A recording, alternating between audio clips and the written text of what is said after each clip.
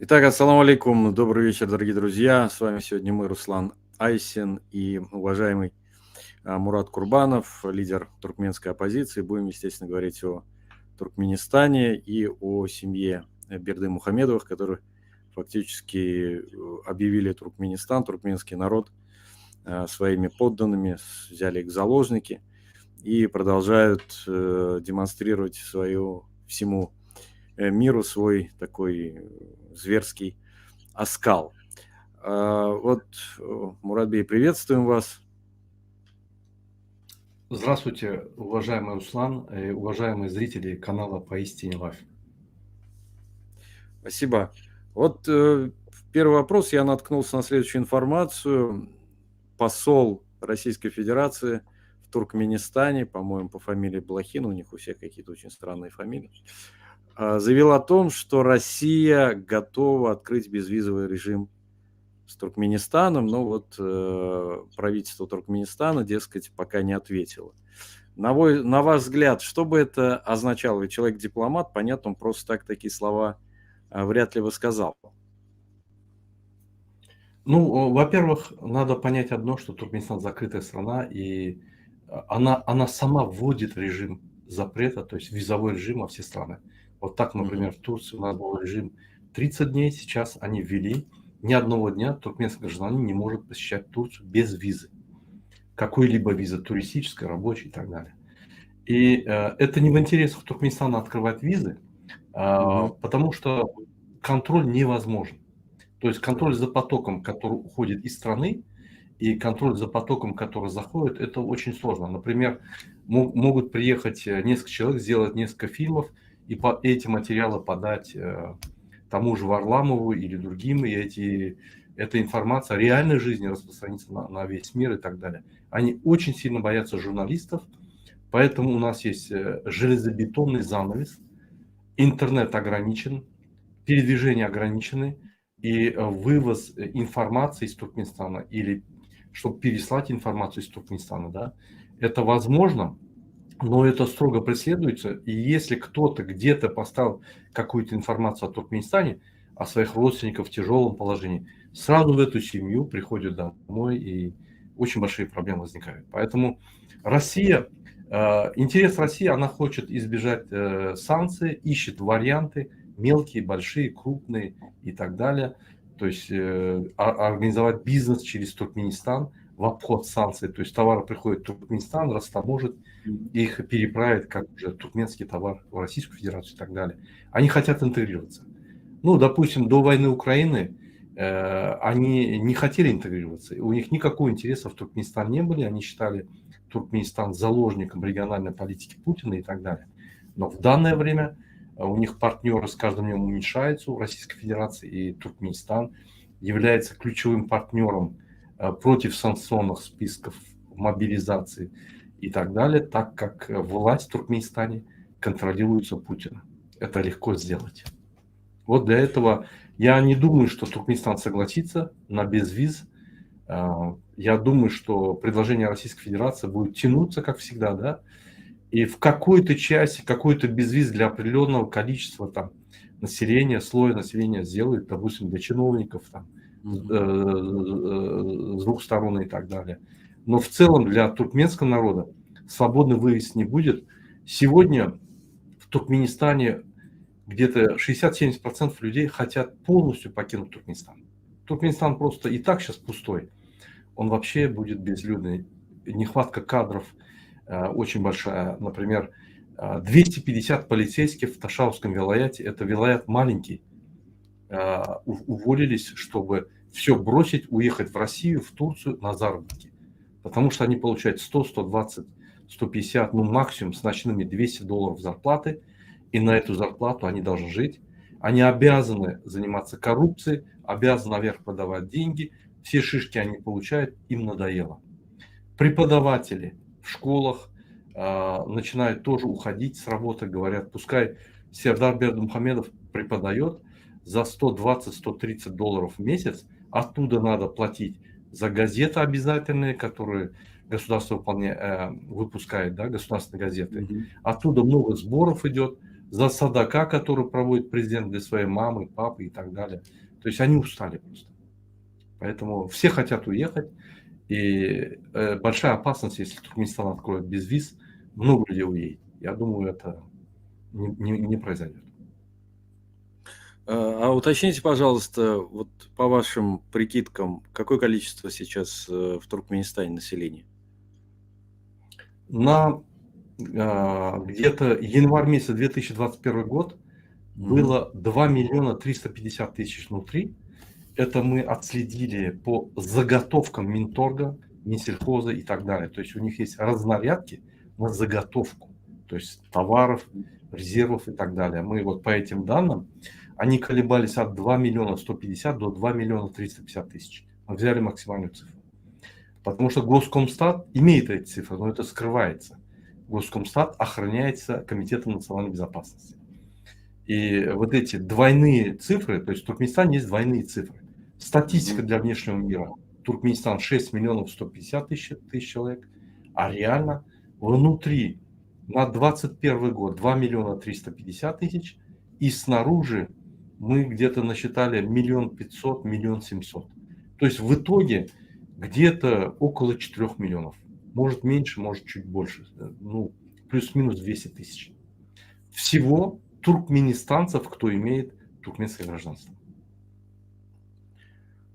Скажите, пожалуйста, вот недавно прошло такое событие, явление. Казахстан смог заключить договор с Азербайджаном о транспортировке собственных нефти, энергоресурсов в обход Российской Федерации. На что, в общем-то, Россия была очень недовольна. И там вот стал вопрос о самостоятельности этих государств. Например, газотранспортная система в Кыргызстане, она принадлежит «Газпрому», как выяснилось, да.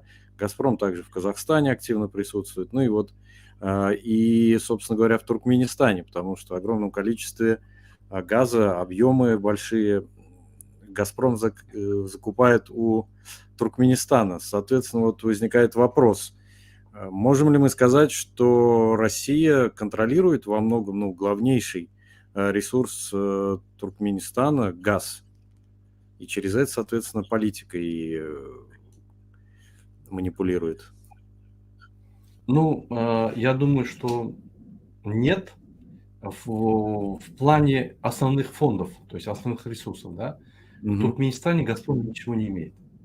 Он сегодня пытается там купить скважины, трубы, газотранспортные самые, но это все национальная, как бы государственная собственность, и поэтому нету. Сегодня Туркменистан продает где-то порядка 45 миллиардов, плюс-минус там 3-4 миллиарда газа в Китай по цене $126 за 1000 кубометров он продает. И Россия что сделала? Россия лишилась внешнего рынка, то есть европейского рынка, основного. Теперь она должна поднять цены в Китае. Цены в Китае серьезно ломает Туркменистан. Туркменистан там продает на границе Китайской республики около $126-130. То есть минус транспорт.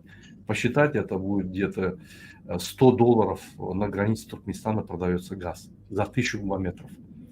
Стоил бы он 3700, стоил бы он $1000, да, он зафиксирована цена. То есть бесплатный газ. Россию эти цены не устраивают. Туркменистан является конкурентом Российской Федерации в китайском направлении. Что хочет Россия?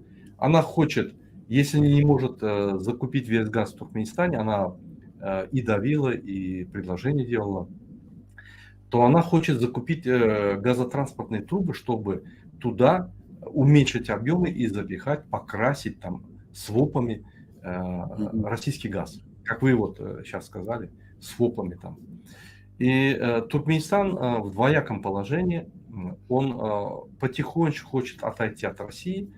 Он хочет заручиться поддержкой Эрдогана, чтобы через Азербайджан, как вот Казахстан сделал по нефти, проложить трубу до Баку и дальше транспортировать газ в европейское сообщество, чтобы получать реальную цену и заручиться, как говорится, крышей Эрдогана. Дискуссии идут, Россия поэтому на протяжении последних 10-15 лет вообще не интересовалась Туркменией. Наоборот, они взорвали вот этот САЦ-3, Среднеазиатскую центральную магистраль, которая идет в Российскую Федерацию, они взорвали ее. Они покупали 5000 кубометров, чтобы держать Туркмению. Потом они посмотрели, с Европой все нормально, взорвали. А когда война началась, европейский рынок рухнул. Теперь этот газ, чтобы конкурентом не был, как-то они хотят его как бы забрать, чтобы цены диктовать Китаю. Потому что $100 или $126 для Китая Россия не вытянет, у нее себестоимость очень большая. Газ Туркмении добывается до 1000 метров на глубине. Где 200, где 100, где 800, где 600, где 500. В России, например, от 10 километров. Средняя статистическая 18-20 километров под землей. То есть зима, затратов больше и так далее, и так далее. Туркменский газ, он себестоимость, где-то около $10 за 1000 километров. То есть небольшая себестоимость. Поэтому мы можем себе позволить, как говорится, продавать за $100, но это не рыночная цена, это, скажем так, цена, которую Китай заставил подписать. Даже другого направления продажи газа пока нет. Вот, Муратбей, а насколько долгосрочные договоренности с Китаем? Ведь, насколько я знаю, газовые договора, они имеют такую пролонгацию очень большую, там на десятки лет практически. Китай проинвестировал трубу вот эту, да, газотранспортную, в каждой стране отдельно, конечно, да. И он сейчас инвестирует очень большие деньги в разработку, в добычу в Туркменистане. И вот когда я говорю $100, $120, да, цена газа, это еще не чистая цена. Ровно половину этой суммы Китай поставляет услугами. То есть оборудованием, где они завершают в 3-5 раз, услугами, где они завершают в 3-5 раз. Я грубо посчитал, цена за газ получается, то есть 50% $50, и где-то, и даже если в 2 раза взять, что они завышают, это где-то $75-80 за 1000 кубометров получает газ Китай.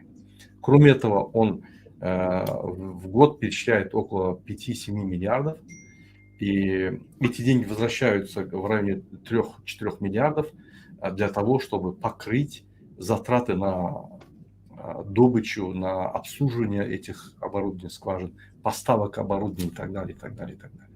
То есть Китай нашел страну, откуда берет ресурсы и куда вкладывает, не вкладывает, и куда поставляет свои товары, оборудование и организовывает на своей территории производство. То есть шикарная позиция. Как я говорил один раз в интервью, может быть вам, если помню, или другой европейскому изданию, Китай никогда не вел войны за пределами Китая. Он ведет экономическую войну, экспансию. То есть его основная задача экономически душить и делать, значит, то есть зависимость поставить. Так было в Таджикистане, в Киргизии, сейчас делается в Узбекистане и будет в Туркмении. То есть они идут экспансии вот так. И в Африке они так работают, и в России они так работают.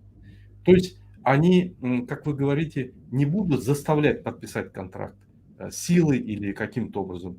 Экономически так разложат пасьянс, что у тебя другого варианта нет просто. То есть, поэтому вот эта экспансия китайская, она будет продолжаться на долгие годы, пока демократия не придет. Все цены прозрачные не будут. Сегодня цены непрозрачные, реально.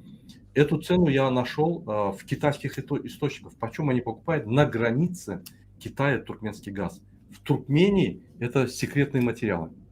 Поэтому здесь, если демократия придет в Туркменистан, естественно, контракты все пересмотрятся. Возможно, Туркменистан подписал долгосрочные контракты. Это, как я говорю, секретные материалы. Мы будем разбираться по каждому контракту. И я думаю, что мы найдем и с китайцами общий язык, но это будет язык равноправный. Не такой ущемляющий и так далее, а равноправный. Но можем ли мы сказать о том, что китайское правительство коррупционирует руководство Туркмении, то есть каким-то образом серыми схемами или прямыми маршрутами оно фактически подкупает режим, и тот делает все, что Китай пожелает в экономическом смысле? Китайцы, как вам сказать, там коррупция сильно развита. За коррупцию они голову отрезают, режут, там, расстреливают, вешают. Но тем не менее коррупция и в Китае есть. Им глубоко, как говорится, наплевать, какая система в Туркмении, демократическая или диктаторская. С диктаторской легче работать, да? То есть, поэтому, когда Китай входит, он входит вот так. Приходит СНПСН, вот эта национальная компания китайская по нефтепереработке и нефтедобыче. Она входит, но у нее есть побочные компании, которая занимается поставкой товаров. Вот здесь, где идет и коррупция.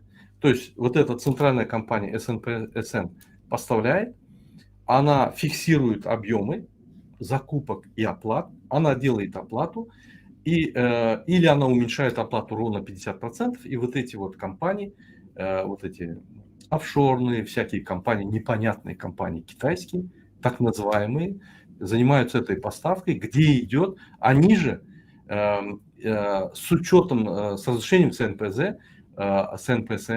они с руководством Туркменистана, да, с властью Туркменистана, делят деньги, вот эти вот откаты, крыши там и так далее, все оттуда идет. Китай это знает прекрасно, и сегодня я больше чем уверен, что сам и руководитель Китая в этой схеме, то есть там схвачено, ну, как бы, грамотно все поставлено. С их стороны, с нашей стороны, не то что безграмотно, вслепую поставлено, потому что никто не может ни слова сказать и так далее, просто грубо нарушается. Китай это устраивает. Но вот скажите, пожалуйста, если, например, Бердымухамедовы договорятся о постройке нового газопровода через, соответственно, Турцию в Европу, то, что вы сказали в начале, ведь там объем для закачки будет необходим, и, судя по всему, придется что-то урывать от китайского направления. Или все-таки объемов достаточно в Туркменистане, чтобы 2 трубы закачивать, еще и России продавать? Вы знаете, по поводу объемов и резервов Туркменистана, это вопрос прозаический. Вот я был в Туркменистане, да, я выехал в 2005 году, с 96 по 2002 год я занимался плотно скважинами. То есть ездил с министром там, внедрял новые технологии от имени другой компании, внешней компании, да, то есть от имени российской компании, казахской, иностранной компании мы новые технологии внедряли, очищение скважин, там, всякими растворами и так далее. Да? И я объездил много скважин. И это было несколько лет, и я постарался разобраться, сколько резервов, какие резервы, где они сосредоточены и так далее. Вот эти все геологические данные, они скрываются. Говорят, когда Туркменистан 4-я страна по резервам, это, я считаю, эти цифры относительны. То есть они наняли английскую компанию, которая, ну, не такая прозрачная. Они сделали 2 аудита, вот по, допустим, по Давлетабадскому месторождению, Галканыш. Они определили объемы, вычислили где-то какие-то залежи, и вот эту пропорциональность дали там же, и вышли к этой цифре вот там триллионов, несколько триллионов, там 10 или 14 триллионов запасов газа. Да. На самом деле этот метод расчета, он, ну, скажем, неточный, далеко не точный. И поэтому надо всю геологоразведку заново делать. Ее надо делать профессионально, с профессионалами, то есть серьезными компаниями, которые специалисты в этой области.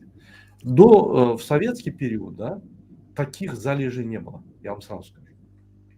Я разговаривал с геологом, который в советский период эти объемы, эти замеры делал, да, он не подтверждал это. То есть вы считаете, извините, Мурат, что это завышенные данные, что вот наши зрители очень понимают? сильно завышенные данные. Очень сильно завышенные данные. Это Туркменбаши специально их сделала, чтобы затянуть интерес к Туркменистану и влиять в регионе как крупным поставщиком. Ну, к примеру, смотрите, мы поставляем порядка 45 миллиардов кубометров в год газа. Если мы Такое же европейское направление. Вот Россия поставляла 110-130 миллиардов кубометров. Весь экспорт Европы. Да? Если мы юг вот, возьмем Европы, ну где-то 45-50 миллиардов туда можно запихать, извините за выражение, отдать. Этих объемов в Туркменистане сегодня нет.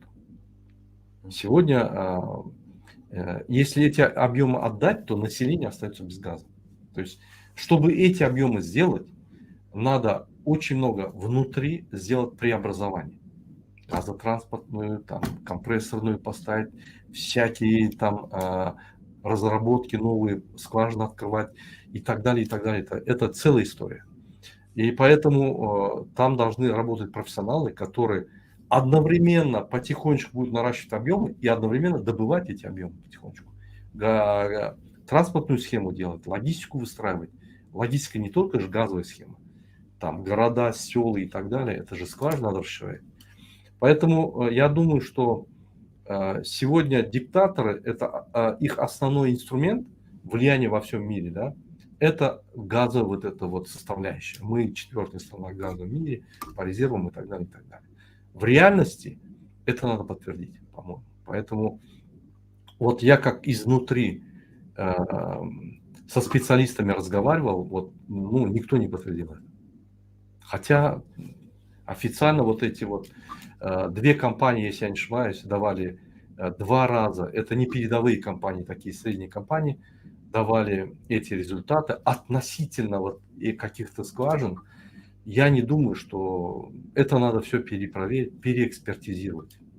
Надо прозрачным быть во всем мире.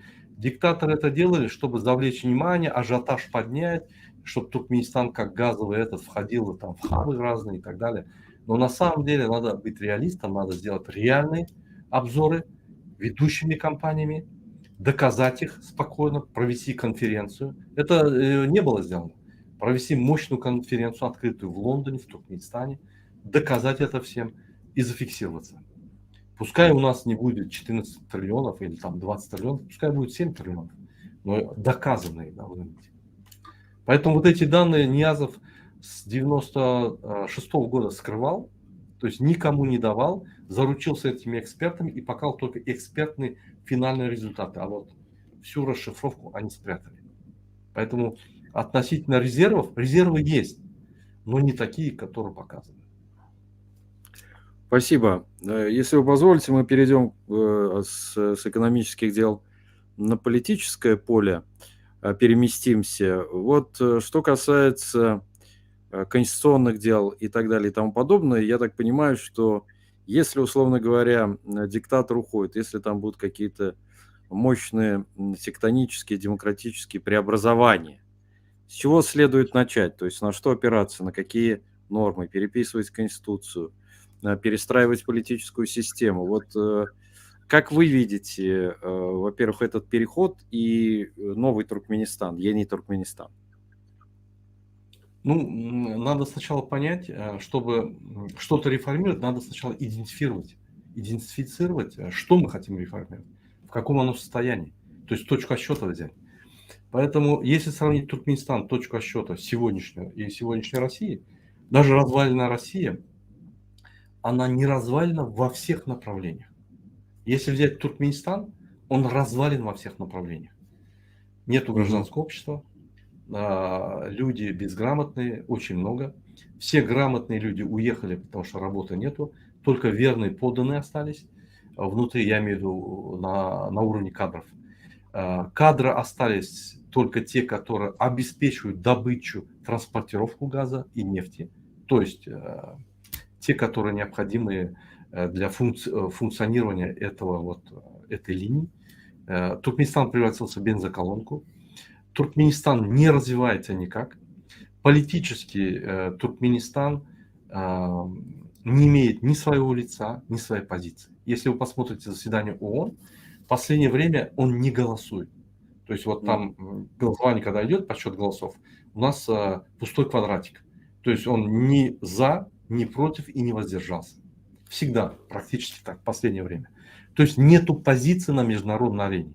Нету принципов, не ведется политическая какая-то активная деятельность или деятельность с конкретной позицией и политической вот как бы составляющей, нету основы, нету доктрины политической, нету военной доктрины, нету экономической доктрины. Экономическую программу, которую представил Сердар Бердымухамедов, они своровали экономическую программу Алиева, чуть-чуть там переделали и ее предоставили. То есть, естественно, она не выполняется, естественно, она и забыта сразу, потому что ее никто как бы через себя не провел, в реальности не сравнил с реальностью и не планирует осуществлять. Туркменистан просто плывет по течению катастрофы, в сторону, значит, катастрофы. Население не верит государству. На государственных звеньях находятся люди сильно коррумпированные. То есть коррупция захватила больше 90% все слои, не только государственных образований, да, включая парламент, везде, но и население. Население сейчас решает, если что-то надо, сразу идет и сразу предлагает. То есть, как бы какие-то законные требования даже не мечтает осуществить, потому что невозможно. Любой чиновник сразу говорит уже не скрываемо ставку. То есть вот есть государственная пошлина, это отдельно. Это государство, это не я. Вот такая ставка я тебе сделаю. Это законно, незаконно, это второй вопрос. То есть развалено государственное управление, развалена государственная политика, экономическая, политическая, социальная, и их практически нету. На словах есть, она не работает нигде. Кредитно-денежная система полностью разрушена. Законы между хозяйственными субъектами не соответствуют сегодняшнему дню. По любой позиции любого чиновника можно арестовать, посадить и так далее, потому что они по одному закону они работают, по другому они нарушают. Поэтому если мы, я думаю, Туркменистан единственная страна в Центральной Азии, которая в таком плачевном, непонятном, хаотическом состоянии находится сегодня. И если мы начнем реформировать Туркменистан, первое, мы должны вернуться к Конституции 92 года, взять ее за основу. Почему? Это первая конституция государства Туркменистан, которая образовалась 30 лет назад. Это государство должно начать с первой конституции. Там еще были люди, которые с 90-х годов, советские вот эти, да, специалисты, которые готовили этот документ, которые привязали к международным нормам, конвенциям, договорам, подписанным Туркменистаном и так далее. То есть вот его взять за основу и еще раз проинспектировать все подписанные международные соглашения Туркменистаном в области прав человека, в области торговых отношений, политических отношений. И в первую очередь преобразовать Конституцию. От Конституции надо идти дальше. Эти все законы о отношении, о политических, гражданских свободах граждан, да, о отношении государства и частного сектора. Это все надо выстраивать заново, потому что сегодня все выстроено для того, чтобы создавать монархию с каждым днем. Например, Конституцию поменяли с 1 января 2021 года. После этого один раз внесли изменения и второй раз поменяли 23 января 2023 года. Ровно через 2 года. То есть у нас каждые 2 года, 3 года Конституция меняется. Это очень плохо. Мы уже около 10-11 раз поменяли Конституцию с 92 года. То есть от Конституции 92 года практически ничего не осталось. Все наши свободы, права, они уменьшились. Вот я вам скажу вот такой пример. Недавно я смотрел один телеканал, очень, скажем, знаменитый. Там было интервью о том, что Бердымухамедов возвращается стать президентом или возвращается к власти. Это, конечно, неправда, потому что Бердымухамедов никуда не уходил. Он как был президентом, он сейчас и продолжает. Сейчас он просто пост свой поменял, но роль президента он исполняет до конца. На все вот международные встречи практически ездит Бердымухамедов, а сын просто сидит и сторожит кресло, чтобы в его отсутствии переворота не было. Он ездит, встречается с главами государств, Он ездит на саммиты президентов в Турцию, он ездит там в разные места, он от имени государства подписывает кучу документов и так далее, и так далее, и так далее. То есть практически у президента нету никакой роли. Он свадебный генерал. С первого дня он, как и пришел, сказал, что я буду идти по пути моего отца. То есть, как бы отец идет, я просто буду за ним идти. Поэтому мы в Туркменистане называем двуголовый президент. То есть обоих, да, потому что кто из них когда президент, непонятно. Если у нас время есть, я зачитаю, просто сравню Конституцию Туркменистана Да, последнюю. вот мы хотели как раз и показать, да, у нас есть, Если можно, можно покажите. вывести, да, на экран, и вы как бы зачитаете. Что-то у нас. Вот по Конституции Туркменистана, если обратите внимание, да, Мгм. вот Конституция, я сделал выписки просто, нарезки сделал быстро. Вот 21 января 2003 года приняли. Вот посмотрите, статья 76, да. Мгм. Президент Туркменистана не вправе передавать исполнение своих полномочий другим государственным органам или должностным лицам, за исключением,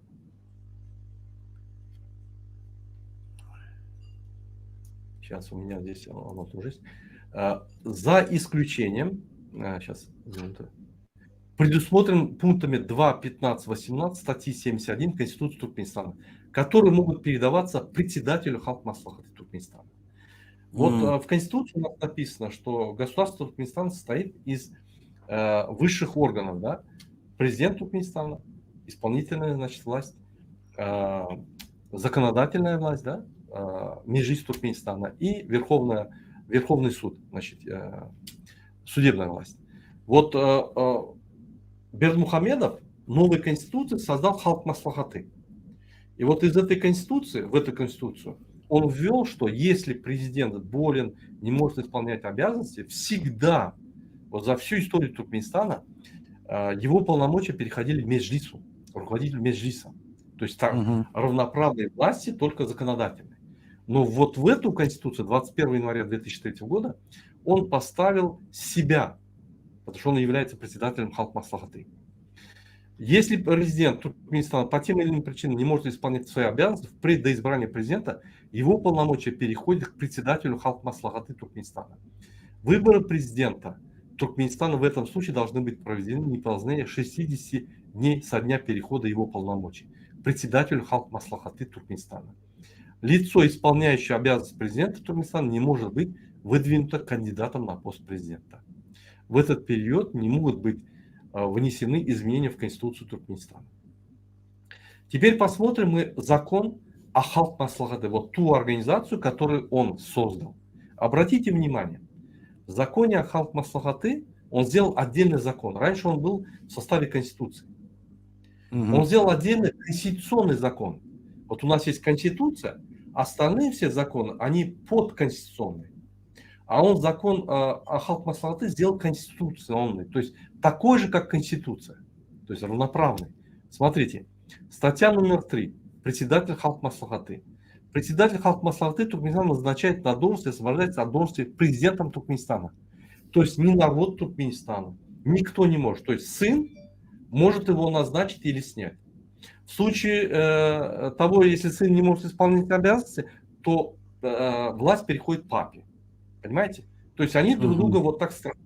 Да, взаимодополняют, подстраховывают. Да, работает. Халк Маслихаты Туркменистана руководит председатель Халк Маслихаты Туркменистана, и он подотчетен Халк Маслихаты. А что такое Халк Маслихаты? Это кабинет министров, это президент Туркменистана, это руководитель Меджлиса, руководитель Верховного суда, которых назначает Гурбангулы Бердымухамедов и Сердар Бердымухамедов. И туда входят хакими вилаетов, которые назначает, опять же, Сердар и Гурбангулы Бердымухамедов. То есть их подчиненные.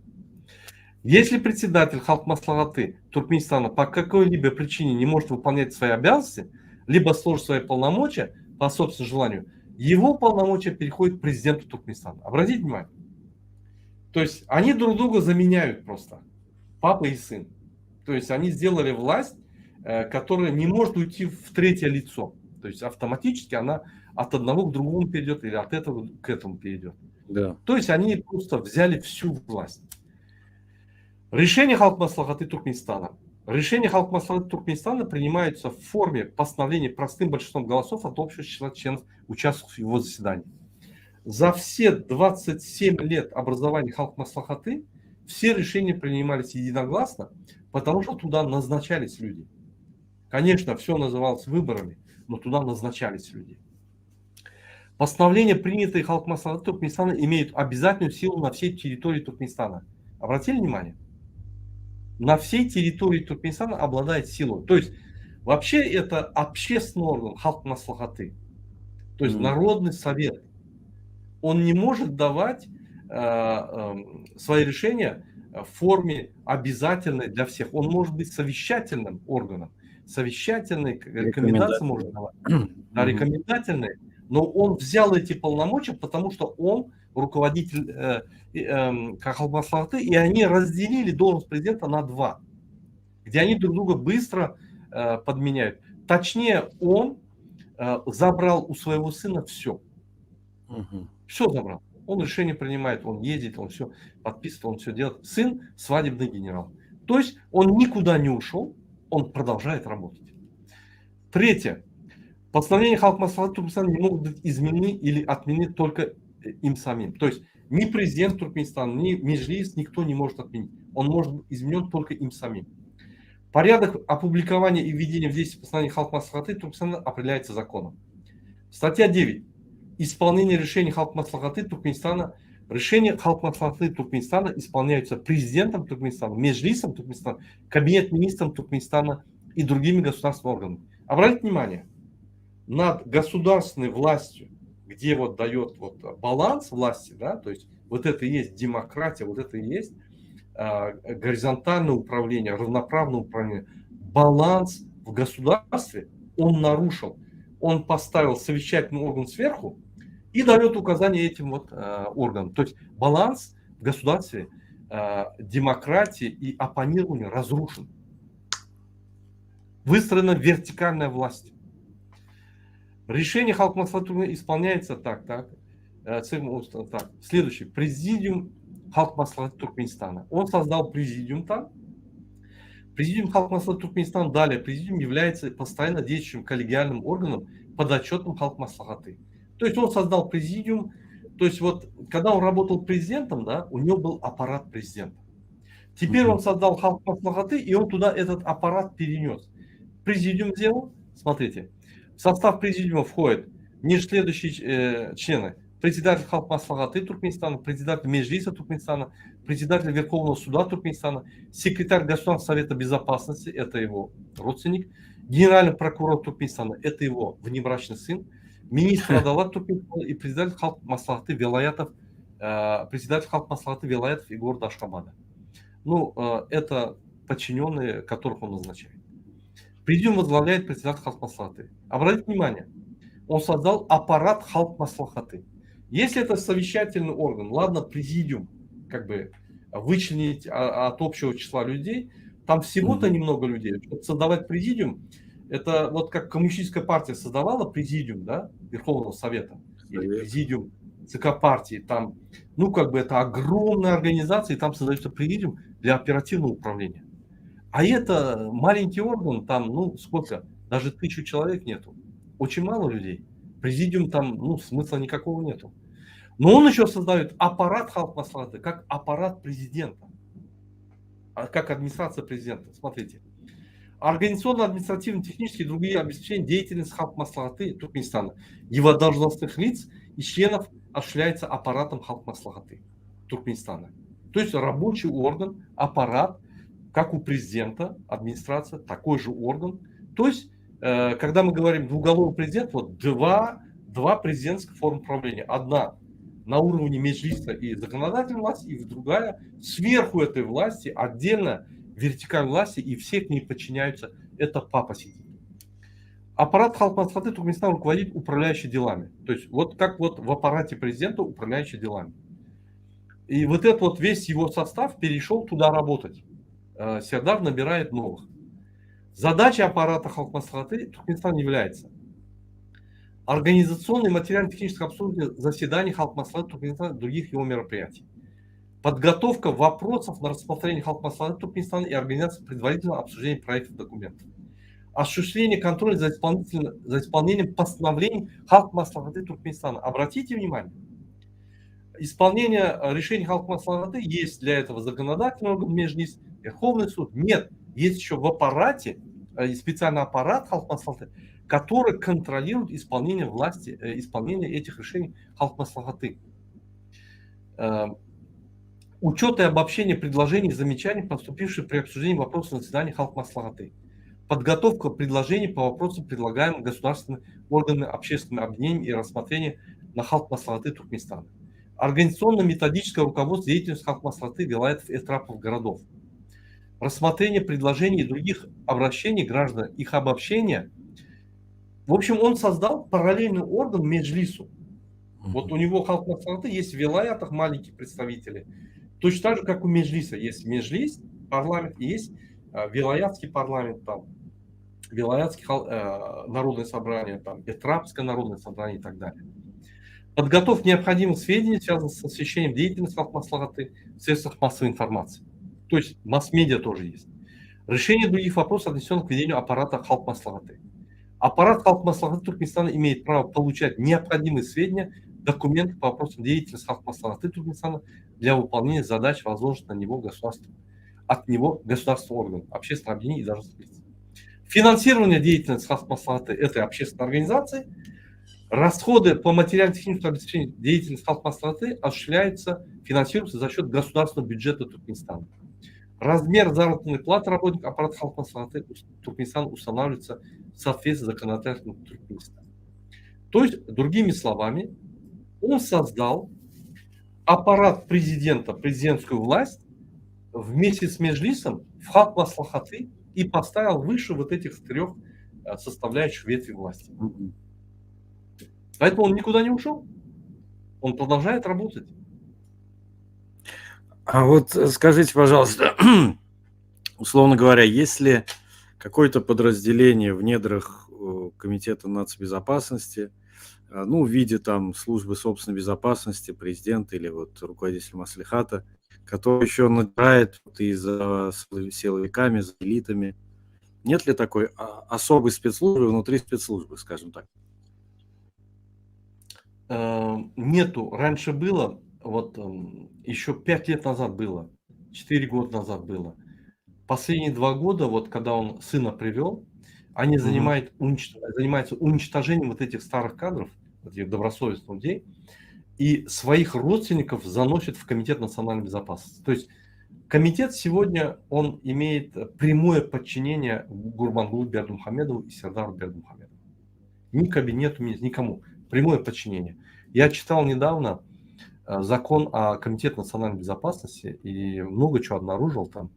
Они в прямом подчинении президенту и вот этому Гурбангулу Бердымухамедову. Туда они, сейчас этот орган, он самый коррупционный орган. То есть туда приходят, и они возбуждают уголовные дела, берут деньги, закрывают. Они возбуждают уголовные дела не только над населением, но и над органами, над прокуратурой. В общем, у них все дозволенности. И туда сейчас на все посты основные заходят родственники Сердара Бердымухамедова и Гурбангулы Бердымухамедова. То есть, когда мы говорим родственники, да, вот, допустим, Гурбангулы Бердымухамедов, у него есть там 4 или 5 сестры, их дети, то есть племянники его, вот он их развивал. Жена своя, вот там дети и так далее. А когда Сердар появился, он уже начал вторую стадию родственников развивать, то есть его линию по жене, то есть по жене всех родственников. И вот они сейчас, вторая волна родственников, начала приходить в Комитет национальной безопасности, естественно, некомпетентны. Они приходят просто там, это хорошее место, где взятки берут, вот, ну, как бы так, сходу. Они не стесняются, вот прям открыто берут взятки. Не только там, а и в полиции, везде.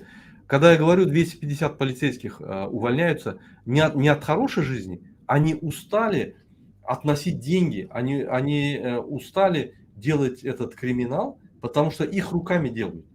И когда комитет разбирается с полицией, вот это руководство их не защищает. Они еще между собой дерутся, да, то есть за влияние и так далее.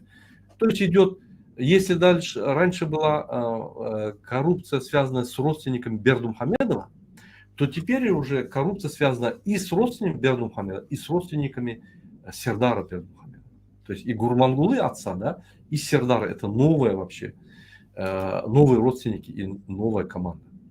Поэтому вот этих честных людей, да, или патриотичных людей, или людей, которые могли бы остановить этот беспредел, скажем, переворот дворцовый, нету. Есть несколько команд, которые делают дворцовый переворот. Это вот, допустим, команда Рашида Миредова.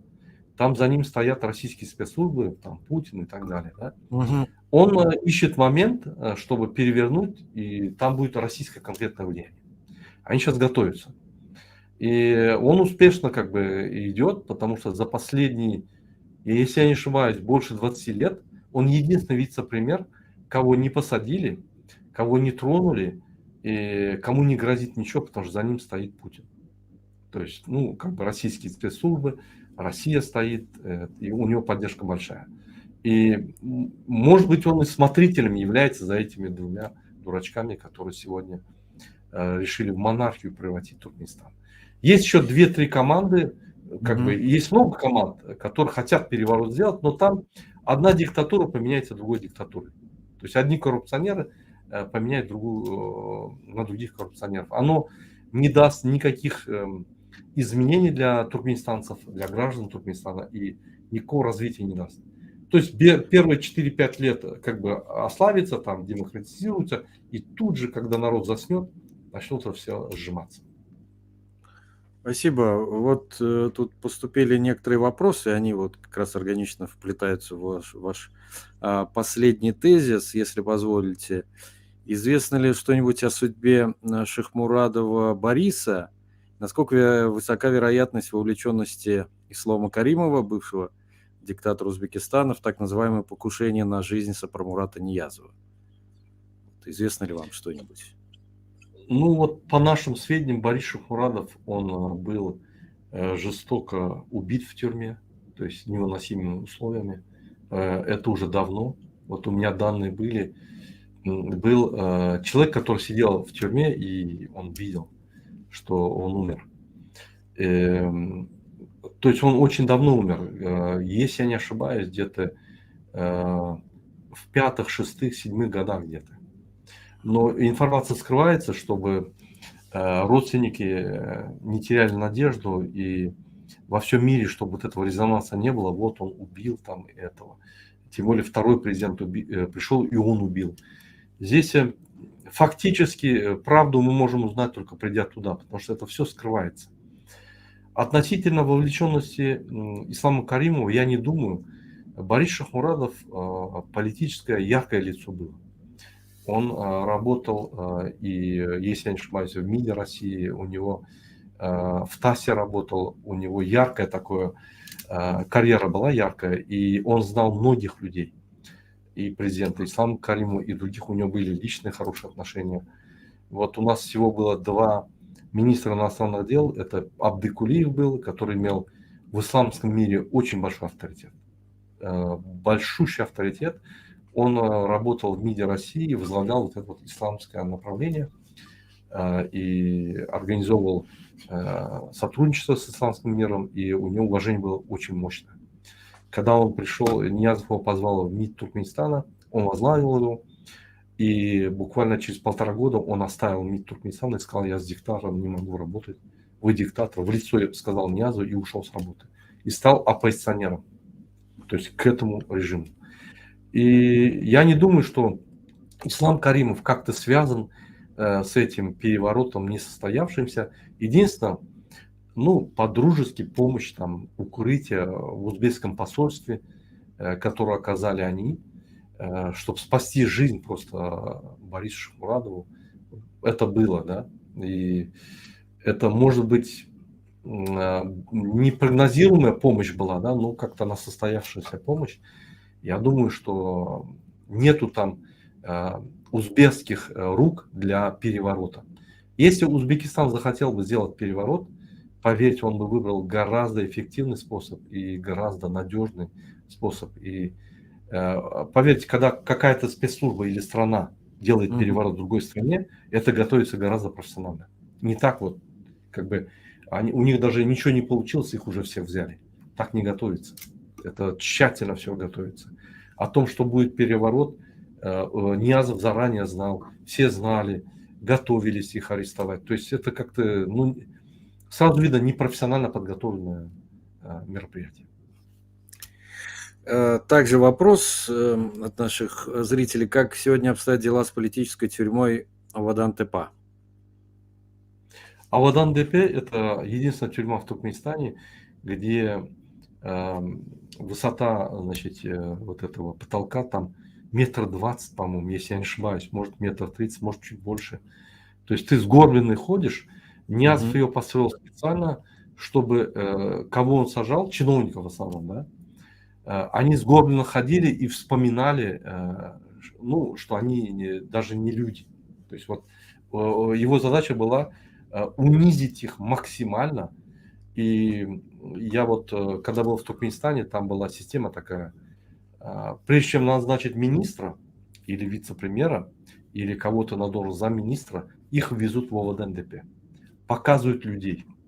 Один человек, который там был, он мне рассказывал, и когда его водили, показывали, вот там строй стоит, построение внутри, да, впереди.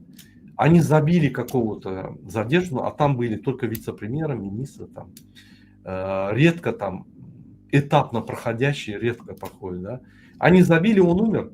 И вот он лежал 2-3 дня вот на этом плацу, они проводили собрания, пинали его там. Ну, в общем, издевались над людьми. И там пытки были, конечно, страшные. Никаких человеческих условий нету. И вот это им показывают, чтобы они знали, куда они придут, если они нарушат. Не нарушат закон, а нарушат слова президента Туркменбаши. Поэтому они, когда президент говорит, вот оттуда они записывают, не смотрят на лицо президента, сразу говорят да, да, да, да. То есть, как бы им это напоминание вот в начале должности дают. И обычно они живут 1,5-2 года на своих должностях, дальше их как бы в тюрьму закидывают по каким-то причинам. Это вот система вот этого Калигулы. То есть через какое-то время, год, 1,5-2, обязательно он меняет состав. То есть не разом, а по одному, по два. Ну, обновляет. И когда обновляет этих, меняет, этим говорит, вот видите, какие они предатели, но я вам верю. Чтобы те как бы не сговорились. А потом время приходит эти, естественно, там коррупция невозможно не делать, потому что во власти ты получаешь, извини меня, $300-400 в месяц. Как ты не будешь делать коррупцию, потому что на эти деньги ты министром прожить не сможешь.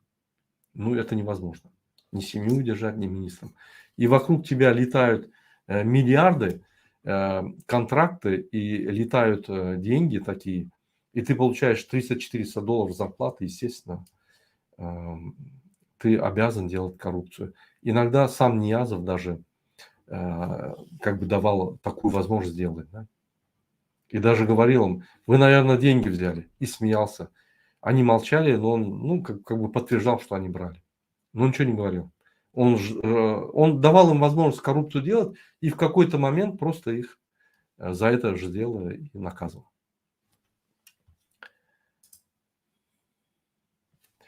Вот, можно много чего рассказать о туркменской государственной власти или организации государственной власти.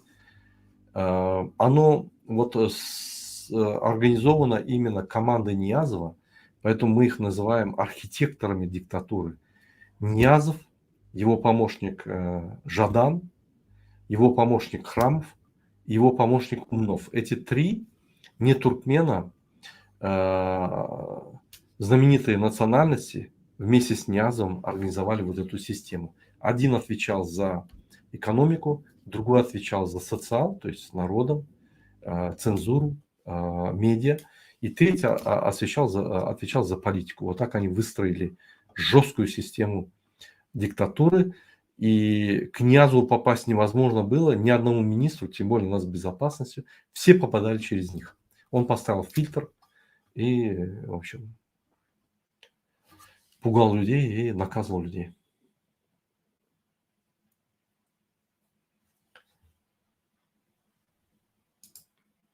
Меня слышно в эфире?